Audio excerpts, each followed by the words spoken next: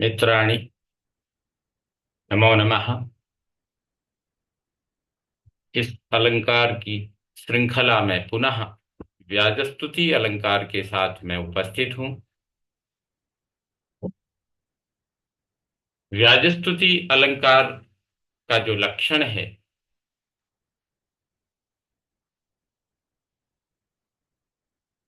व्याजस्तुतिर मुखे निंदा, स्तुतिर्वा रूढ़िरन्यथा। जहां प्रारंभ में निंदा अथवा स्तुति मालूम होती हो, परंतु उससे भिन्न पर्यवसान होने पर व्याजस्तुति अलंकार होता है।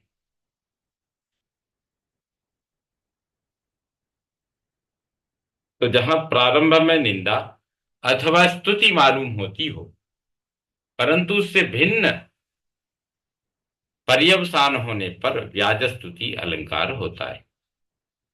यानी जहां स्तुति में निंदा या निंदा में स्तुति परिवर्तित हो जाए, वहीं व्याजस्तुति अलंकार होता है। व्याजस्तुति ही मुखे निंदा, स्तुतिर्वा रूढ़िरन्यथा। तो देखिए इसका उदाहरण, व्याजस्तुतिस्तव पयोदमयोदितेयम् यज्जीवनाय जगतस्तव जीवनानि स्तोत्रं तु ते महदिदं घनधर्मराज साहाय्यमर्जयसि यत्पथिकान्निहत्य साहाय्यमर्जयसि यत्पथिकान्निहत्य। हे मेघ, तुम्हारा जल जगत के जीवन के लिए है। हे मेघ, तुम्हारा जल जगत के जीवन के लिए है। यह तो मैंने तुम्हारी व्याज स्तुति की है।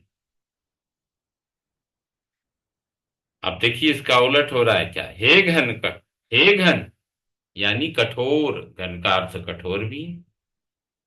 तुम्हारी वास्तविक और सबसे बड़ी स्तुति तो यह है कि तुम पथिकों को मारकर धर्मराज की सहायता करते हो। यहां स्तुति के बहाने निंदा की गई है। व्याज स्तुति तब पयोद मयोदितेयम। हे पयोदो, हे मेघ, ये हमने तुम्हारी ये व्याज स्तुति कहा है, की है, क्योंकि यज्जीवनाय जगत तव जीवनानि। वस्तुतः तो तुम्हारा जो जल है वो जगत के जीवन के लिए है। कहा भी गया है जल ही जीवन है। लेकिन स्तोत्रम तुते महदिदम घन धर्मराजो, वास्तविकता तो ये है कि हे घन, बड़े तुम कठोर हो।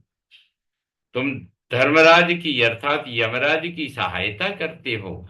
सहाय मर्जयसी यत पथिकान निहत्यो, जो राहगीर जाते हो और तुम बरस करके उनके लिए तो बहुत बड़े कष्टदायक बन जाते हो, उनके लिए मृत्यु का भी कारण बन जाते हो। अर्थात इस प्रकार से आप धर्मराज की सहायता करते हो और प्राणियों का विघटन करते हो, उनको त्रास देते हो। इस प्रकार से ये अन्य प्रकार से जो कही गई है, अर्थात स्तुति में निंदा की जाए जहां, या निंदा के माध्यम से स्तुति की जाए, वहां व्याज स्तुति अलंकार होता है।